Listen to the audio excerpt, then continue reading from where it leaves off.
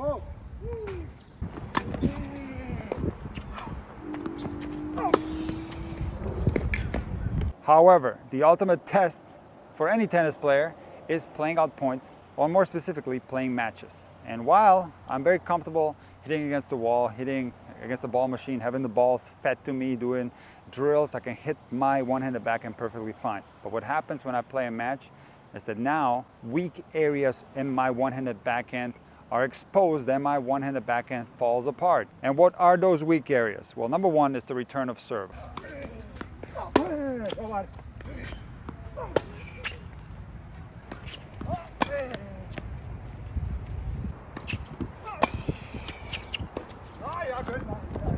I'm very uncomfortable returning the ball with one hand. I have gotten better at it throughout this year, no doubt about it. In the beginning, I can only block the ball or bunt it. Now I can actually take a swing with my one-hander. Now it doesn't go in that much, but it has improved.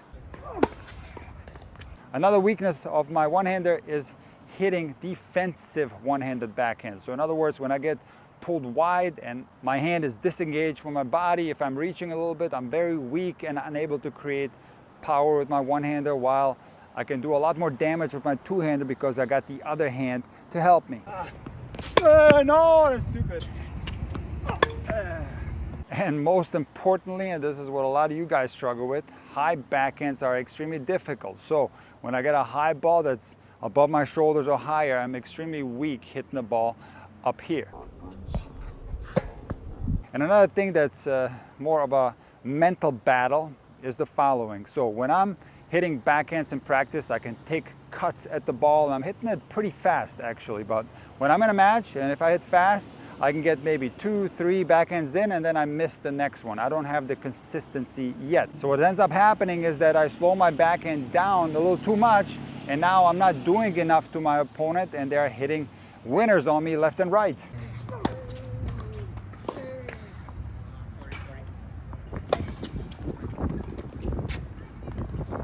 So what I'm hereby telling you is the following. Has my one-handed backhand improved?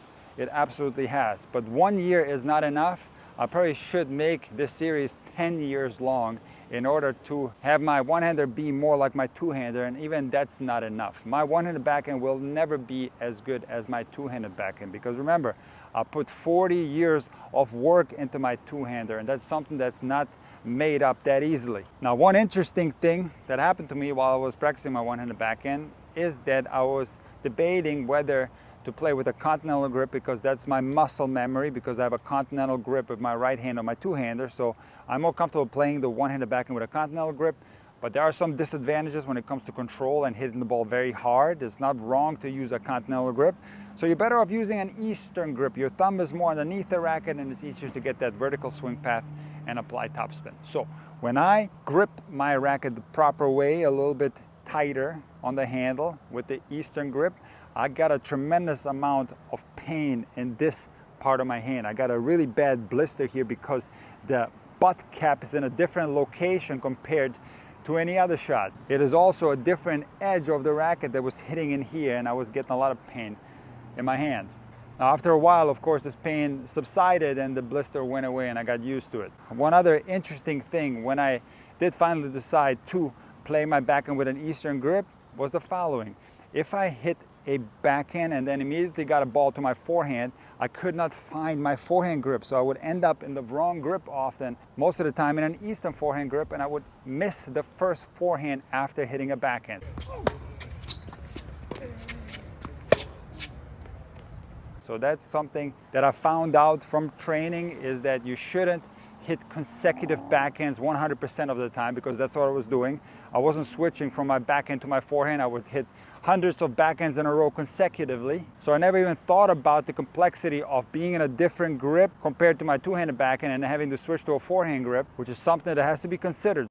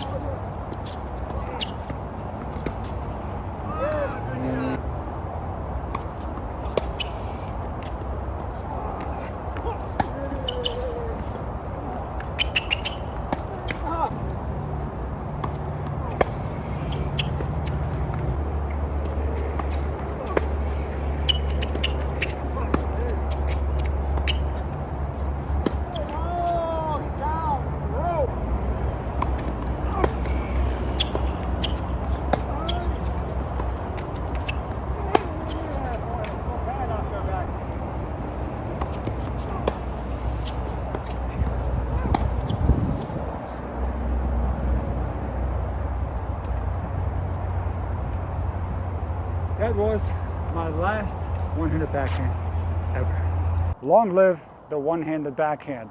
It's one of the most beautiful shots in the game of tennis, maybe the most beautiful. But this shot is not gonna live long with me because this was the last ever set that I played with the one-hander. I don't need to add another hole in my game. I got plenty of them already, and there's absolutely no chance that my one-hander will ever be as good as my two-hander because I put 40 years of practice into my two-hander. So I am happy that I got my two-hander back.